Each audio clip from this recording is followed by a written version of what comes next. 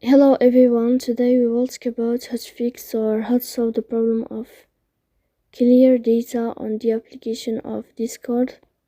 You will click on settings. In this page, you can click on apps, default apps, app settings.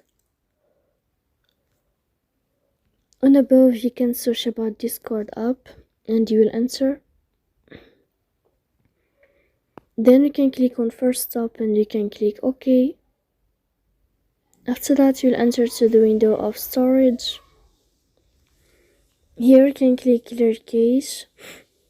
Don't click clear data because that can cause the errors that can delete your account. In the end, you can turn off your phone and you can turn on your phone again to fix that problem. So please don't forget to support us by liking and subscribe. See you next time.